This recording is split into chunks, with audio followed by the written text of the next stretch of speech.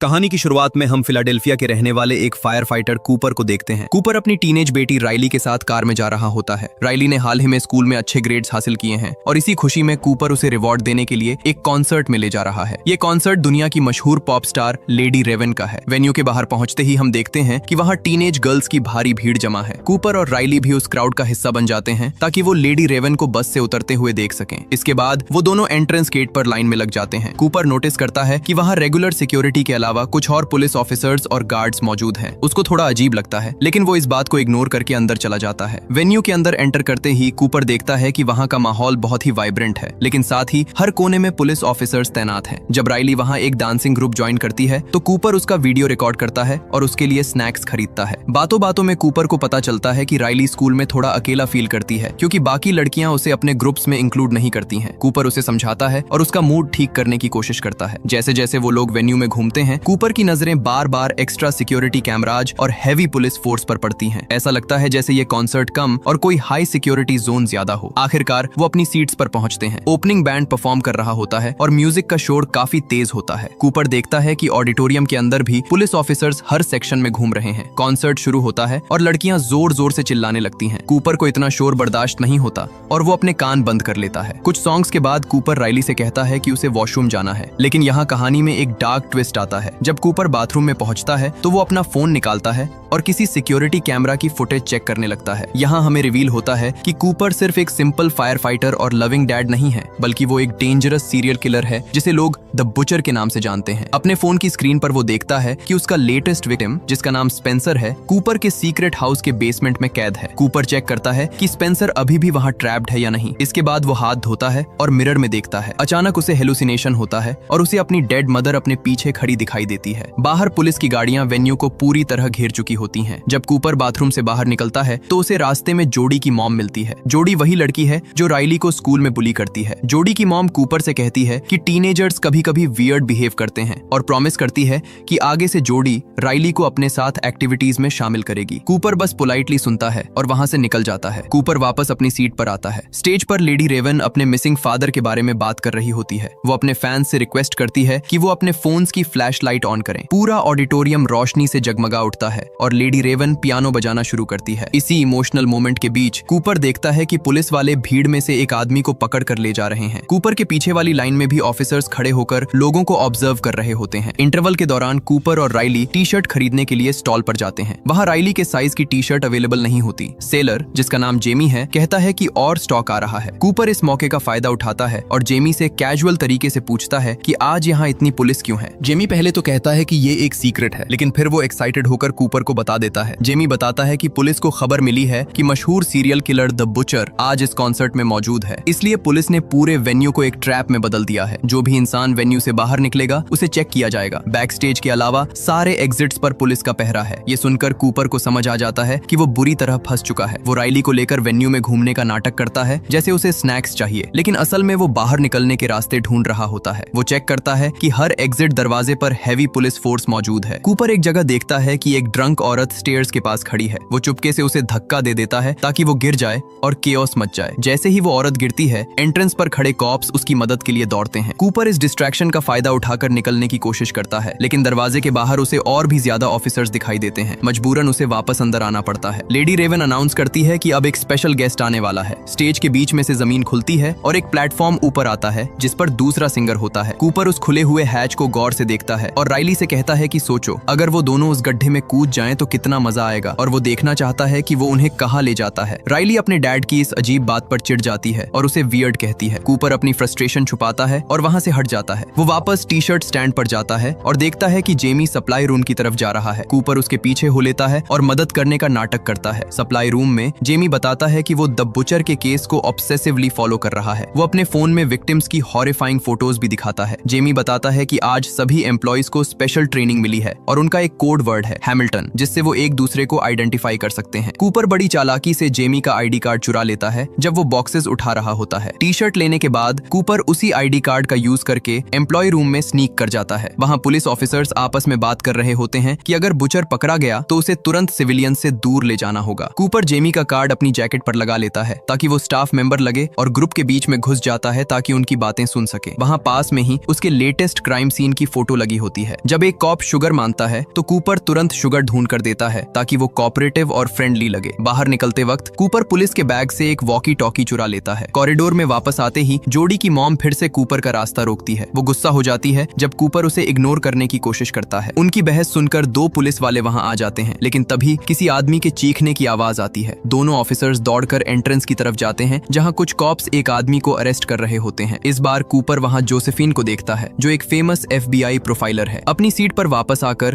Cooper चुपके से एक ईयरबड लगाता है और पुलिस रेडियो सुनने लगता है। रेडियो पर कंफर्म होता है कि जिस आदमी को अरेस्ट किया गया था वो बुचर नहीं था बल्कि एक मामूली चोर था जो पुलिस को देखकर पैनिक हो गया था। अब पुलिस ऑफिसर सीट्स के बीच में घूमकर लोगों के चेहरे स्कैन कर रहे होते हैं। रेडियो पर कूपर सुनता है कि सस्पेक्ट एक 30 साल का व्हाइट मेल है और उसके राइट आर्म पर एक एनिमल टैटू है। कूपर के हाथ पर वैसा ही टैटू होता है। वो घबरा जाता है, लेकिन किस्मत से उसे किसी लड़की के बैग पर एक ब्रेसलेट मिलता है। वो उस ब्रेसलेट को पहन लेता है ताकि उसका टैटू छुप जाए। अपने फोन पर वेन्यू का मैप चेक करने के बाद वो राइली से झूठ बोलता है कि वो अपना क्रेडिट कार्ड टी-शर्ट स्टैंड पर भूल आया है और वहां से निकल जाता है। रेडियो पर उसे सुनाई देता है कि FBI बिल्डिंग के चारों तरफ टेंट्स और बैरिकेड्स लगा रही है। कूपर फायर अलार्म खींचने का सोचता है, लेकिन वो देखता है कि एक कैमरा सीधा उस पर पॉइंट कर रहा है। रेडियो पर जोसेफिन प्रिडिक्ट करती है कि किलर अब फायर अलार्म ट्रिक यूज करने की कोशिश करेगा। ये सुनकर कूपर रुक जाता है। इसके बजाय कूपर बर्गर स्टैंड के किचन में घुस जाता है और वहां डीप फ्रायर के साथ छेड़खानी करता है। जब वो वहां से चला जाता है, एक वर्कर फ्रायर्स चेक करता है और देखता है कि गर्म ऑयल में बॉटल्स तैर रही हैं। अचानक वो बॉटल्स एक्सप्लोड हो जाती हैं और लोग डर के मारे चिल्लाने लगते हैं। इस केओस का फायदा उठाकर कूपर एक एप्रन पहन लेता है और रूफ की तरफ भागता है। रूफ पर भी पुलिस होती है। कूपर उन्हें कहता है कि किचन में एक्सीडेंट हुआ है और उसे थोड़ी हवा चाहिए थी। ऑफिसर्स रेडियो पर कंफर्म करते हैं और फिर कूपर से कोड वर्ड पूछते हैं। कूपर कॉन्फिडेंस से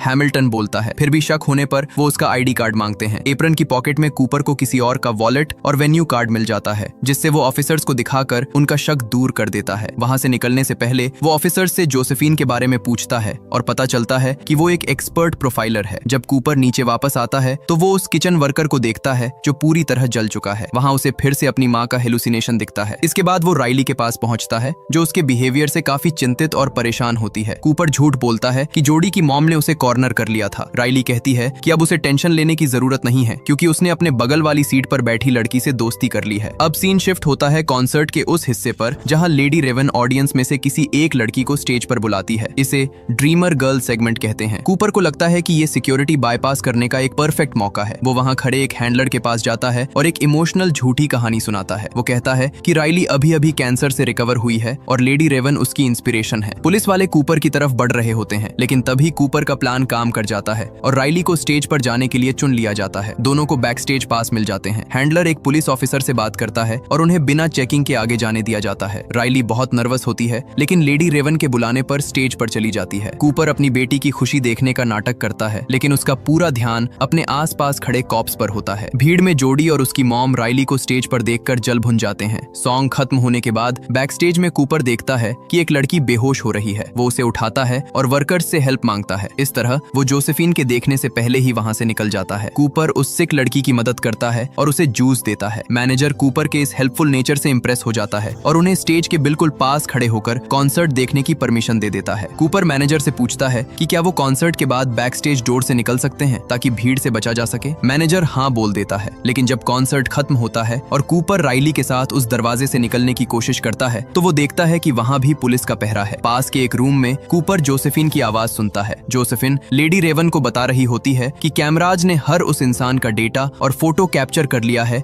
जो कॉन्सर्ट में आया था। अब कूपर डेस्परेट हो जाता है। वो लेडी रेवन के पास जाता है और रिक्वेस्ट करता है कि उसे राइली की कंडीशन के बारे में प्राइवेट में बात करनी है। वो लेडी रेवन के ड्रेसिंग रूम में जाते हैं। जैसे ही दरवाजा बंद होता है, कूपर अपना असली रूप दिखाता है। वो एडमिट करता है कि वो ही बुचर है और अपना फोन निकालकर रेवन को स्पेंसर की लाइव फीड दिखाता है। कूपर बताता है कि एक बटन दबाने से सेल में कार्बन मोनोऑक्साइड रिलीज होगी और स्पेंसर कुछ ही मिनट्स में मर जाएगा। वो रेवन को धमकाता है कि अगर उसने कोऑपरेट नहीं किया तो स्पेंसर मारा जाएगा। लेडी रेवन डर जाती है। वो बाहर खड़े टॉप्स से झूठ बोलती है कि कूपर और राइली उसके साथ उसकी लिमोजिन में जा रहे हैं। इस तरह पुलिस उन्हें चेक नहीं करती और वो वेन्यू से बाहर निकल जाते हैं। मेन एंट्रेंस पर भीड़ की चेकिंग की वजह से ट्रैफिक जैम लगा होता है। लिमो के अंदर कूपर ड्राइवर को बताता है कि उसे कहाँ ड्रॉप करना है, लेकिन तभी लेडी रेवन एक चालाकी करती है। वो राइली से पूछती है कि क्या वो उसका घर देख सकती है। राइली एक्साइटमेंट में अपनी मॉम को कॉल करके परमिशन ले लेती है। अब कूपर मना नहीं कर पाता और उसे जबरदस्ती स्माइल करते हुए ड्राइवर को अपने घर का एड्रेस देना पड़ता है। घर घर पहुंचकर कूपर की वाइफ रेचल और उनका बेटा उनका वेलकम करते हैं। अंदर जाते ही कूपर धीरे से रेवन को याद दिलाता है कि अगर उसने कोई होशियारी दिखाई तो स्पेंसर मारा जाएगा। डिनर टेबल पर कॉफी और केक के साथ बातें शुरू होती हैं। रेचल कॉन्सर्ट के बारे में पूछती है और लेडी रेवन बताती है कि पुलिस बुचर को पकड़ने के लिए ऑपरेशन चला रही थी। रेवन बताती है कि FBI को एक टिकट रिसीप्ट मिली थी जो बुचर के एक फेक हाउस में थी, इसलिए उन्होंने ये ट्रैप सेट किया था। वो बताती है कि जोसेफिन की प्रोफाइलिंग के हिसाब से बुचर एक व्हाइट मेल है, शक की वजह से डार्क कार चलाता है और उसका अपनी माँ के साथ रिश्ता बहुत खराब था। कूपर ये सुनकर अनकंफर्टेबल हो जाता है क्योंकि हर बात उस पर फिट बैठ रही होती है। वो कहता है कि अब देर हो रही है, लेकिन रेवन ऑफर करती है कि वो उनके पियानो पर एक गाना गाएगी। रेवन राइली को अपने पास बैठाती है और इस मौके का फायदा उठाकर उसका फोन चुरा लेती है। गाना खत्म होने पर रेवन सेल्फी लेने की बात करती है। राइली को अपना फोन नहीं मिलता तो रेवन कूपर का फोन मांगती है और फोटो लेती है। फोटो लेने के तुरंत बाद रेवन बाथरूम जाने का बहाना बनाती है और कूपर का फोन लेकर बाथरूम में घुस जाती है। कूपर समझ जाता है और दरवाजे को जोर जोर से पीटने लगता है। उसकी फैमिली उसके इस बिहेवियर से डर जाती है। बाथरूम के अंदर रेवन देखती है कि फोन अनलॉक्ड है। वो तुरंत स्पेंसर से वीडियो कॉल पर बात करती है और पूछती है कि वो आसपास क्या देख सकता है। स्पेंसर खिड़की से एक दरवाजा और एक स्टैचू डिस्क्राइब करता है। रेवन अपने फोन से इंस्टाग्राम पर लाइव स्ट्रीम शुरू कर देती है और अपने फॉलोअर्स को स्पेंसर की लोकेशन की डिटेल्स बताती है। एक फॉलोअर लोकेशन पहचान लेता है और पुलिस को इन्फॉर्म करता है। रेवन अपने ड्राइवर को भी मैसेज करके पुलिस बुलाने को कहती है। तभी कूपर के फोन का लॉक स्क्रीन वापस लग जाता है। रेवन चिल्लाकर कूपर की फैमिली को बताती है कि कूपर ही बुचर है। दरवाजे के बाहर चीखने चिल्लाने की आवाजें आती हैं। अचानक बाथरूम का दरवाजा खुलता है और कूपर वहां खड़ा होता है, बहुत नर्वस और गुस्से में। वो अपना फोन छीनता है और चेक करता है, लेकिन स्पेंसर वहां से गायब हो चुका होता है। कूपर रेवन को पकड़ता है और गैराज में ले जाता है। वहां वो अपना किलिंग बैग उठाता है और रेवन को रेचल की कार में धक्का देता है। रेवन कूपर से एक माँ के टोन में बात करने की कोशिश करती है ताकि उसे शांत कर सके, लेकिन कूपर पर इसका कोई असर नहीं होता। कूपर अनाउंस करता है कि वो रेवन को मारकर अपना आखिरी क्राइम करेगा और फिर खुद को खत्म कर लेगा। लेकिन जैसे ही कूपर गैराज का दरवाजा खोलता है, वो देखता है कि उसकी फैमिली कार के आगे खड़ी है और रास्ता ब्लॉक कर रही है। कूपर ने उन्हें राइली के रूम में लॉक किया था, लेकिन वो भूल गया था कि वहां खिड़की के पास एक पेड़ है जिसके सहारे वो नीचे उतर गए। कूपर शॉक में आ जाता है क्योंकि उसकी दो अलग जिंदगियां, एक फैमिली मैन और एक सीरियल किलर, अब टकरा गई हैं। रेवन इस मौके का फायदा उठाकर कार से भाग जाती है। तभी पुलिस सायरन्स सुनाई देते हैं। पुलिस फैमिली को सेफ्टी में ले लेती है और कूपर वापस घर के अंदर भागता है। वो अपने बेडरूम के क्लोजेट में छुप जाता है। पुलिस घर में घुसती है और क्लोजेट चेक करती है, लेकिन वहां कोई नहीं होता। पता चलता है कि क्लोजेट में एक सीक्रेट टनल था जो पड़ोसी के यार्ड में निकलता है। कूपर वहां से भाग निकलता है। कुछ देर बाद हम देखते हैं कि रेवन अपनी लिमो में बैठी है। अचानक लिमो रुकती है और ड्राइवर सीट से कोई उतरकर पीछे आता है और रेवन को हथकड़ी लगाता है। ये कोई और नहीं बल्कि कूपर है, जिसने पुलिस की यूनिफॉर्म पहन ली है और असली ड्राइवर को हटा दिया है। कूपर गाड़ी चलाता रहता है और कहता है कि वो रेवन को अपने एक सीक्रेट हाउस में ले जाकर मारेगा। जब लिमो एक रेड लाइट पर रुकती है,